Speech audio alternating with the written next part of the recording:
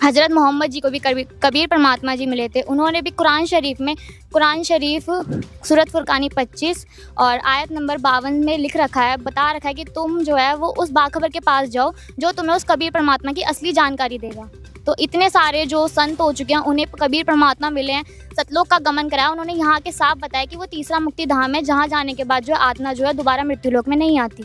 तो देखिए, जैसे कि संत रामपाल जी महाराज जी के अनुयायियों ने कुछ प्रमाण दिए कि इनका मोक्ष हुआ, फिर इन्होंने आके बताया कि वो भगवान है जहाँ मोक्ष प्राप्त करके जाया जा सकता है। तो क्या आपके धर्म में कोई प्रमाण है जिसने देखा हो कि मोक्ष प्राप्त करके कहाँ जाते हैं, किसी ने किया हो जिसका आपको ठोस प्रमाण हो आपके पास? देखिए, मोक्ष प्राप्त करने के बाद कौन आकर के बताता है कि मेरा मोक्ष हुआ। ये कुछ सरप्राइजिंगली है कि ये कह रहे हैं कि कबीर साहब जी किसी को सतलोक लेकर के गए, उन्होंने आकर के बताया। लेकिन जैन धर्म में मानते हैं आपका मोक्ष हो गया तो मोक्ष प्राप्ति के बाद कौन आकर के बता रहा है उनको मोक्ष मिला है।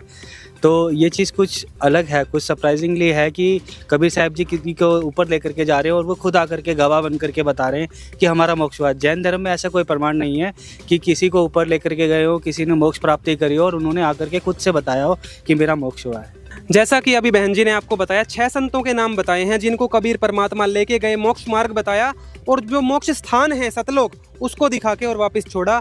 और तो बिल्कुल प्रमाणित है कि यही मोक्ष साधना है। नानक जी को भी दुनिया मोक्ष प्राप्त मानती है, दादू जी, गरीबदास जी, इन सब का प्रमाण है।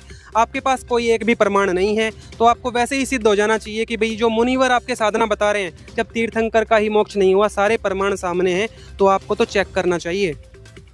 इस बारे में आपका क्या कहना है? ठीक है, इस बारे में हम लोग क्या करते हैं कि इन्होंने जितने भी प्रमाण हम लोगों को दिए हैं, हम उसके रेफरेंस इनसे लेके जाएंगे और जो हमारे धार्मिक ग्रंथ हैं उनको हम दोबारा से पढ़ेंगे और जो हमारे जैन मुनि हैं उनसे भी हम इस बारे में दोबारा से वक्तव्य लेंगे और दोबारा से उनसे प्रश्न किए जाएंगे कि अगर ये बातें हैं तो ये बातें ऑथेंटिक हैं या नहीं। तो दर्शकों, जैसे कि आप सभी ने सुना कि जैन धर्म के जो अनुयायी हैं उनके क्या पॉइंट्स है भक्ति को लेकर और मोक्ष को लेकर, और संत रामपाल जी महाराज जी के अनुयायियों के क्या पॉइंट है। अब जो डिसीजन लेना वो आपके हाथ में कि कौन सा मार्ग ठीक है, कौन सा अनुसरणीय है।